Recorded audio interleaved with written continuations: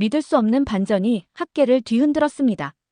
한국은 중국 문명의 그림자라고 20년간 가르쳐온 석학이 서울 방문 후 완전히 달라졌습니다. 그가 뉴욕 컨퍼런스에서 내가 틀렸다고 고백하자 동료 박사는 분노로 떨기 시작했습니다. 15,000년 된 한국 도자기가 중국 문명보다 앞섰다는 증거에 학계는 충격에 빠졌습니다. 서양이 주도하던 동아시아 문화 서열이 무너진 그 순간 무슨 일이 벌어졌는지 함께 알아보겠습니다. 안녕하세요. 저는 에드워드 스털링입니다. 케임브리지 사무실 거울 앞에서 넥타이를 고치고 있었어요. 손가락이 관자놀이의 흰 머리카락에 스치는데 지난달보다 더 많아진 것 같았죠. 뉴욕 국제농업문화 컨퍼런스 초청장이 제 책상 위에 놓여 있었고 황금빛 글씨가 창문으로 들어오는 오후 햇살을 받아 반짝이고 있었어요. 제가 동아시아 농업 문화의 독특함과 세계적 영향에 대해 강연한다고요? 이 생각에 저도 모르게 웃음이 나오려고 했습니다. 제 사무실은 마치 두 번째 집처럼 느껴지고 있었어요. 바닥에서 천장까지 책장이 벽을 따라 쭉 늘어서 있었고 대부분의 공간은 오래된 가죽장정 책들로 가득 차 있었죠. 학위증과 상장들은 단순한 액자에 걸려 있었고 책상 뒤 나무 의자는 제가 매일 앉는 자리가 딱 달아 있었습니다. 이것이 제 세계였어요. 정돈되고 예측 가능하며 편안한 곳이었죠. 저는 20년 동안 작은 문화들이 큰 문화들을 어떻게 모방하는지 가르치고 있었어요. 케임브리지 대학의 학생들은 문화적 차이에 대한 제 지식을 존중하고 있었죠. 한 가지 주요 아이디어를 바탕으로 제 경력을 쌓아왔어요. 한국 문화는 대부분 중국 문명에서 복사해온 것이라는 거죠. 강의 중에 저는 종종용의 그림자가 반도에 길게 드리워져 있다라고 말하곤 했어요. 학생들은 의문 없이 이것을 받아 적고 있었죠.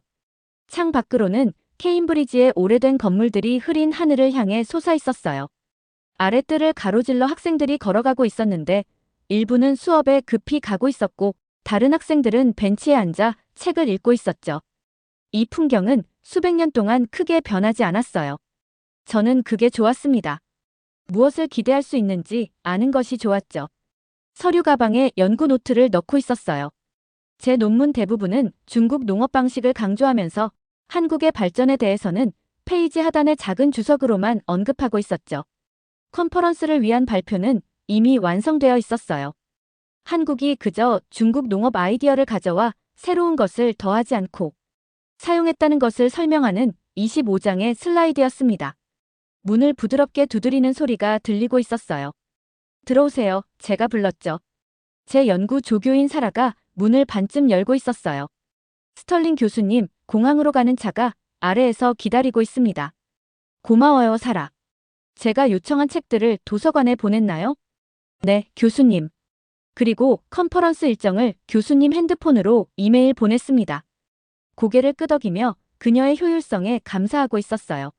사라는 3년 동안 저와 함께 일해왔고 제가 일을 어떻게 처리하는 것을 좋아하는지 정확히 알고 있었죠. 딸깍 소리와 함께 서류 가방을 닫았어요. 그 소리가 조용한 방에 울려 퍼지고 있었죠. 내일이면 저는 한국 서울에 있을 거예요. 컨퍼런스 전에 둘러보러 가는 거지만 그저 형식적인 것처럼 느껴지고 있었어요. 뉴욕에서 무슨 말을 할지 이미 알고 있었거든요. 한국은 그저 중국 기술을 자신들의 땅에 적용했을 뿐이야. 혼잣말을 중얼거리고 있었어요. 이 말을 너무 많이 해서 이제는 의견이라기보다 사실처럼 느껴지고 있었죠. 정말 독창적인 건 없어.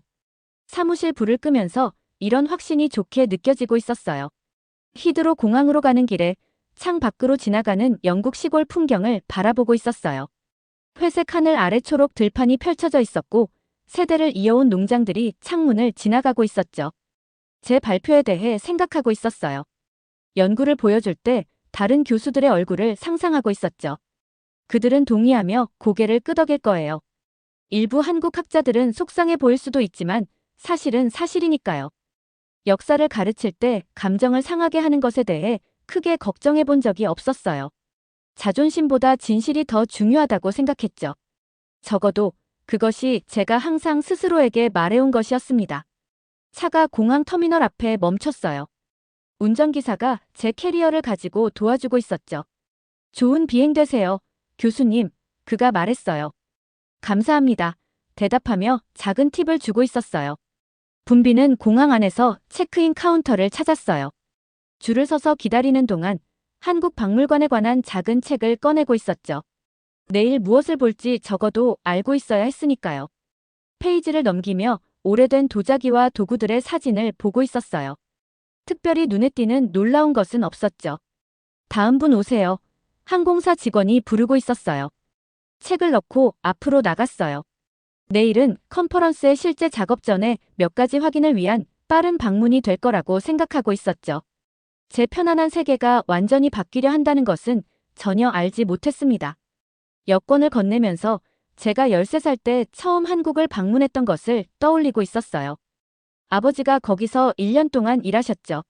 작은 마을 옆에 솟아오른 높은 건물들이 기억났어요. 그때는 정말 이상해 보였어요. 현대 세계를 빠르게 따라하려는 나라처럼요. 탑승권 여기 있습니다. 스털링 교수님. 14번 게이트. 1시간 후에 탑승합니다. 종이를 받으며 고개를 끄덕이고 있었어요. 제 마음은 이미 서울에 가 있었고 이미 제가 보기를 기대하는 것을 보고 있었죠. 더 큰 이웃의 그림자 속에서 살고 있는 문화를요. 제가 믿고 있는 모든 것이 도전받게 될 줄 어떻게 알 수 있었을까요? 비행기가 인천국제공항에 부드럽게 착륙하고 있었어요. 긴 비행 후라 머리 위 수납장에서 가방을 꺼내려고 일어서자 다리가 뻣뻣하게 느껴지고 있었죠. 작은 창문으로 아침 햇살 속에 빛나는 현대적인 공항 건물이 보이고 있었어요. 세계 어느 큰 공항과도 비슷해 보였죠. 지금까지는 특별히 놀라운 게 없었습니다. 사람들과 함께 이동하며 출입국 표지판을 따라가고 있었어요. 공항은 깨끗하고 효율적이었죠. 모든 것이 순조롭게 진행되고 있었습니다. 출입국 직원이 여권을 확인하고 방문 목적을 물은 뒤 입국 허가 도장을 찍어주고 있었어요. 몇 분 안에 기사를 찾기 위해 출구로 걸어가고 있었습니다. 젊은 여성이 제 이름이 적힌 팻말을 들고 있었어요. 깔끔한 파란색 정장을 입고 친근한 미소를 짓고 있었죠. 스털링 교수님, 한국에 오신 것을 환영합니다. 저는 국립박물관의 민지입니다. 먼저 호텔로 모셔서 휴식을 취하시게 한 다음 오후에 박물관으로 모시겠습니다. 서울로 들어가는 길에는 대조적인 도시 풍경이 펼쳐지고 있었어요.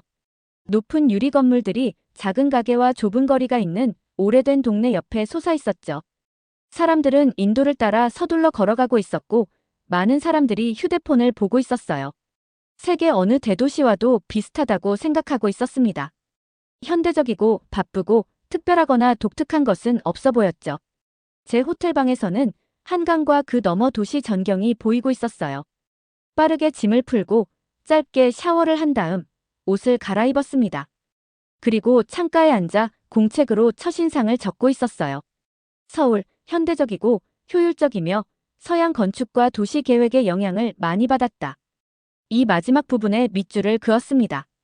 제 이론을 뒷받침하는 또 다른 증거였죠. 호텔에서 점심을 먹은 후 민지 씨가 로비에서 저를 만나고 있었어요. 국립중앙박물관은 제 호텔에서 멀지 않았죠. 가까이 다가가자 그 건물에 놀라고 있었어요. 제가 예상했던 오래되고 전통적인 스타일이 아니었거든요. 대신 깔끔한 선과 주변에 넓은 공간이 있는 거대한 현대식 건물이었습니다. 생각보다 크네요. 민지 씨에게 말했어요. 네, 아시아에서 가장 큰 박물관 중 하나예요. 그녀가 분명한 자부심을 담아 대답하고 있었죠. 22만 점 이상의 유물을 소장하고 있습니다. 입구에서 반묶음으로 뒤로 묶은 긴 검은 머리의 여성이 우리를 기다리고 있었어요. 둥근 안경을 쓰고 작은 이름표가 달린 전문적인 옷차림을 하고 있었죠. 스털링 교수님, 저희 박물관에 오신 것을 환영합니다. 저는 최유나 전시기획팀장입니다. 오늘 안내를 맡게 되었습니다. 그녀의 자신감 있는 악수를 느끼며 손을 잡고 있었어요. 감사합니다.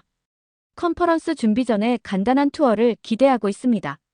최 팀장님이 살짝 눈썹을 치켜 올리고 있었어요. 저희는 교수님을 위해 종합적인 경험을 준비했습니다. 한국 박물관은 단순히 많은 유물을 보여주는 것보다 방문객 경험을 우선시합니다. 공손하게 고개를 끄덕였지만 그녀의 말을 믿지 않고 있었어요. 유럽과 미국의 위대한 박물관을 모방하려는 이류 박물관들처럼 도자기와 도구들이 길게 늘어서 있고 긴 설명이 붙어 있을 거라 예상하고 있었죠. 하지만 최 팀장님이 저를 안내한 첫 번째 방은 저를 놀라게 했어요. 명상의 방이라고 불리는 곳이었죠. 중앙에 앉아있는 하나의 황금 불상을 제외하고는 방이 거의 비어 있었어요. 특별한 조명이 평화로운 느낌을 만들어내고 있었죠. 설명 안내판은 없고 완벽한 조명 속에 불상만 있었습니다. 이건 특이하네요. 제 안에서 무언가 변화하는 느낌을 받으며 말했어요. 저희는 어떤 유물들은 먼저 마음에, 그 다음에 생각에 말을 건다고 믿습니다. 최 팀장님이 설명하고 있었어요. 이 금동 반가 사유상은 7세기 것입니다. 천천히 불상 주위를 걷고 있었어요. 그 얼굴은 평화롭고 살짝 미소를 띈 것처럼 보이고 있었죠. 방의 디자인은 저를 차분하고 사색적으로 만들고 있었어요. 이건 제가 전혀 예상하지 못했던 거였습니다. 다음으로 최 팀장님은 고대 청동 거울을 만지면 그 상징들이 가까운 화면에 번역되어 나타나는 인터랙티브 전시를 보여주고 있었어요. 방문객들은 도자기 모형에 물을 부어 어떻게 작동했는지 이해할 수 있었죠. 생각 없이 거울 표면을 만져보려고 손을 뻗고 있었어요. 순간 고대 문자가 화면에 영어로 번역되어 나타나고 있었습니다. 인상적인 기술이네요. 중립적으로 들리려고 노력하며 말했어요. 하지만 속으로는 이 창의적인 접근 방식에 진정으로 놀라고 있었죠. 박물관 투어는 계속되었고 각 방은 제가 한국 박물관과 문화에 대해 알고 있다고 생각했던 것에 도전하고 있었어요. 중국 디자인과 다르게 생긴 고대 농기구들을 보고 있었죠. 다른 아시아 문화에서는 찾아볼 수 없는 독특한 무늬가 있는 도자기들도 눈에 띄고 있었습니다. 투어를 마칠 즈음에는 제 오래된 생각들과 맞지 않는 새로운 정보로 머리가 가득 차 있었어요. 최 팀장님이 제 혼란을 눈치채신 것 같았습니다. 어떻게 생각하세요, 교수님? 그녀가 물었어요. 확실히 제가 예상했던 것과는 다르네요. 솔직하게 대답했어요. 전시 방법이 매우 혁신적입니다.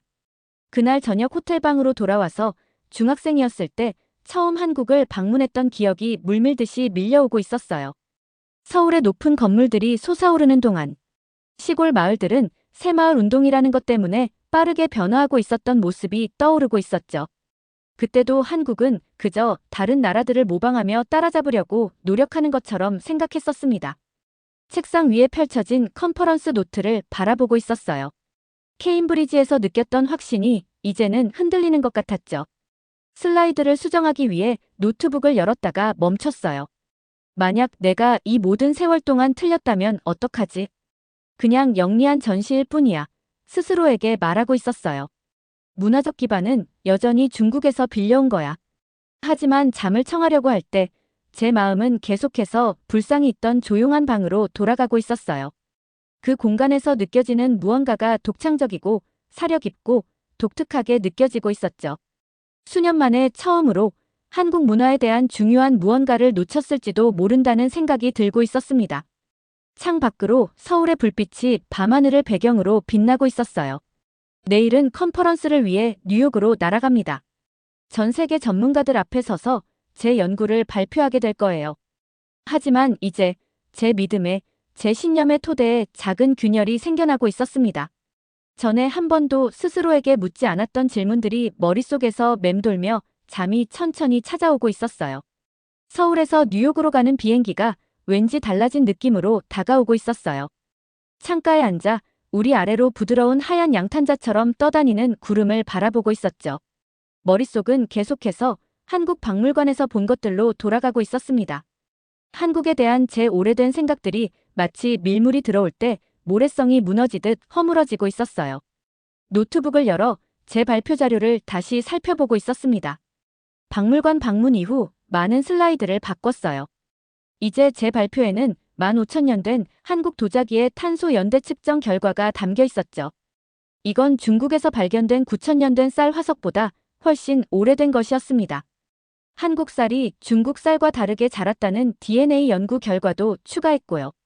심지어 한국에서 독특한 방식으로 발전한 농기구 사진들도 있었어요.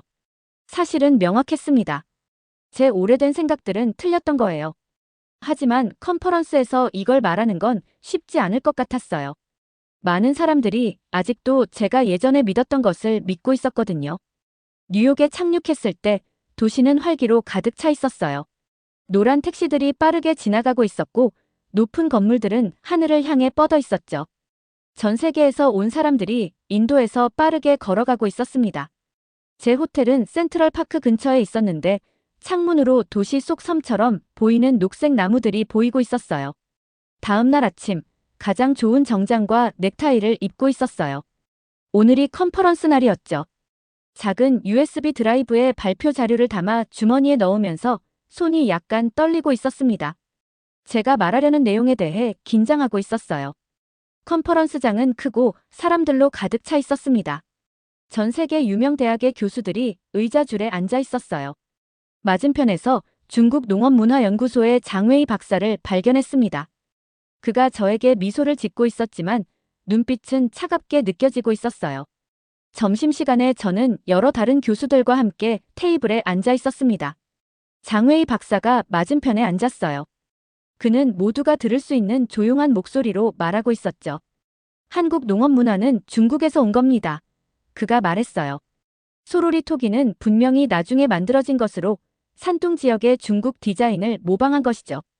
그의 말은 제가 예전에 믿었던 것과 똑같이 들리고 있었어요. 하지만 이제 저는 더 잘 알고 있었죠. 테이블에 있던 다른 교수들은 불편한 표정을 짓고 있었습니다. 우리 사이에 긴장감을 느끼고 있었던 거죠. 오후 발표에서 과학적 증거를 보여드리겠습니다. 제가 말했어요.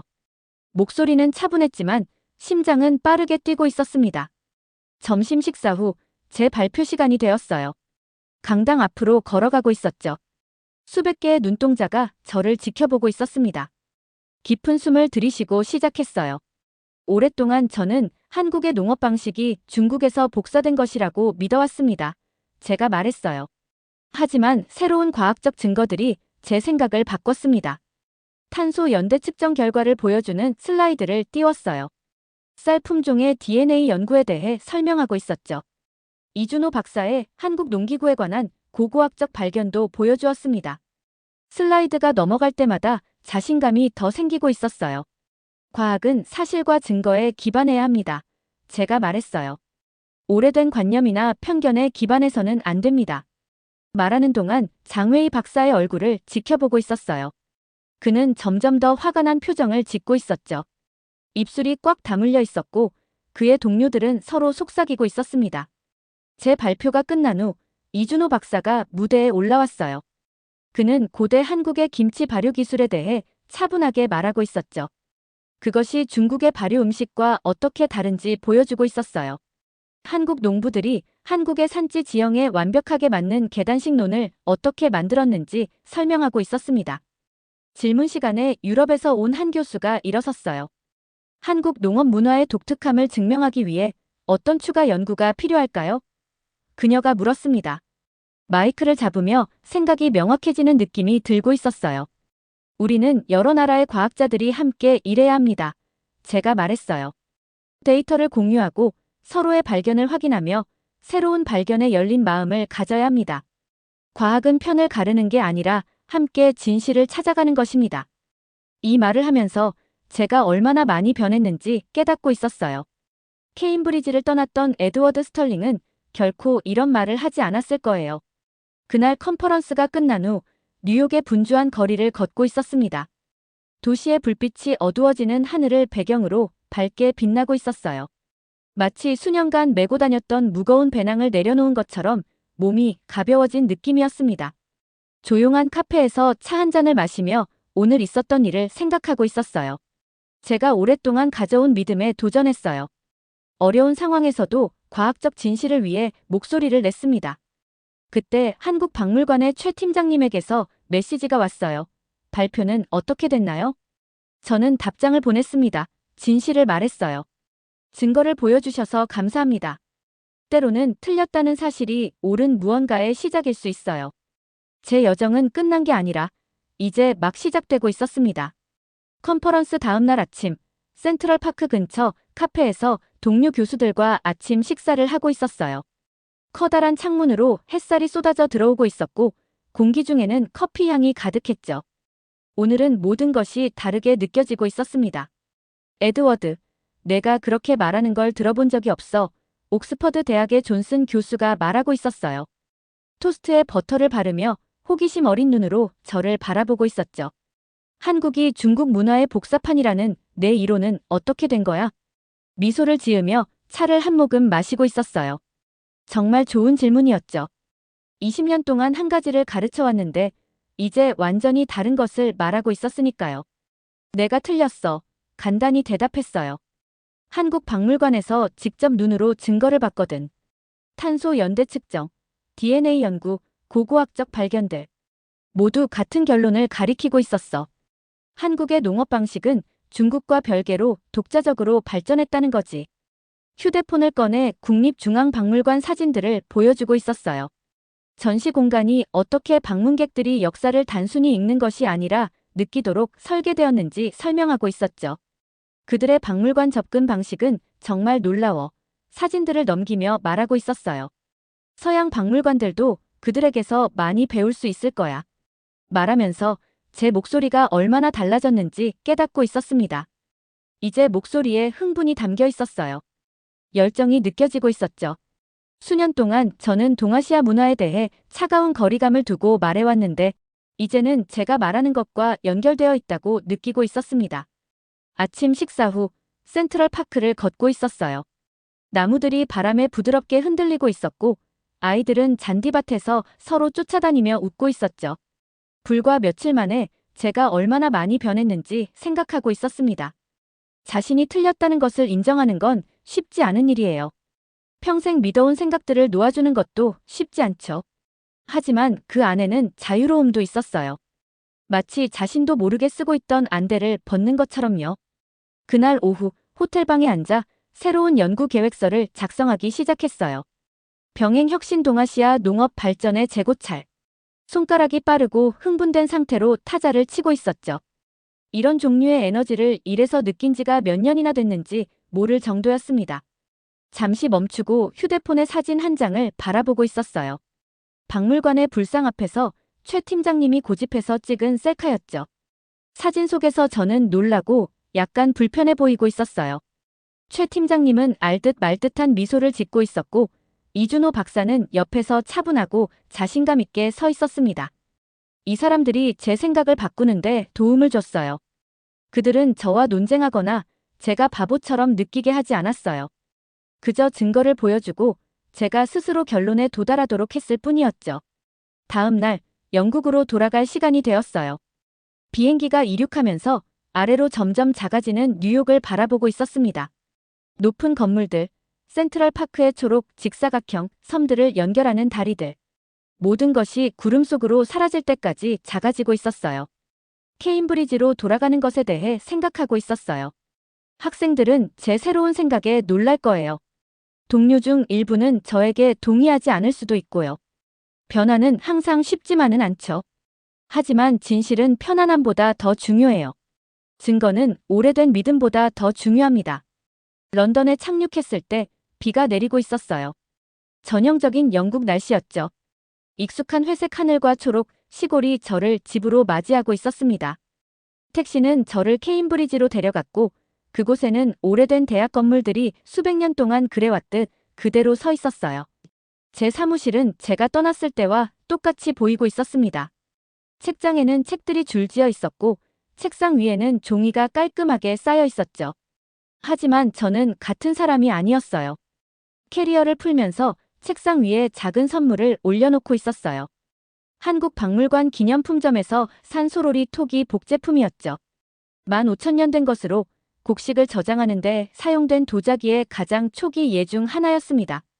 교수라 할지라도 배움은 결코 멈추지 않는다는 것을 상기시키기 위해 그곳에 두기로 했어요. 다음 날 아침 수업 시간에 학생들 앞에 서 있었습니다. 30명의 학생들이 공책을 펴고 펜을 들고 저를 올려다보고 있었어요. 그들은 제가 수년간 해왔던 같은 강의를 기대하고 있었죠. 오늘은 시작했어요. 각기 다른 문화들이 비슷한 문제에 대해 어떻게 자신만의 독특한 해결책을 발전시켰는지 이야기해 볼 거예요. 일부 얼굴에서 혼란이 보이고 있었어요. 이건 그들이 예상했던 것이 아니었죠. 때로는 계속 말했어요. 학자가 할 수 있는 가장 중요한, 가장 큰 발견은 자신이 틀렸다는 것을 알아내는 거예요. 그리고 제 여정에 대해 말해주고 있었습니다. 한국의 박물관, 고대 도자기와 DNA 연구, 그리고 증거가 우리에게 새로운 것을 보여줄 때, 우리가 생각을 바꿀 용기가 있을 때 과학이 가장 잘 작동한다는 것에 대해서요. 세상은 제가 상상했던 것보다 훨씬 크고 더 흥미로웠어요. 그리고 이제 더 많이 배우고 싶은 마음이 가득했습니다. 잘 들으셨나요? 세상에는 가슴 따뜻한 이야기들이 가득합니다. 감동 힐링 사연은 해외에서 전해지는 감동적인 사연들을 소개하며 다양한 이야기들을 통해 위로와 희망, 그리고 하루의 힐링을 선물해드립니다. 조그마한 힐링이 되셨다면 구독과 알림 설정도 큰 힘이 되어요. 다음 영상에서 더 좋은 사연으로 찾아뵙겠습니다. 시청해주셔서 감사합니다.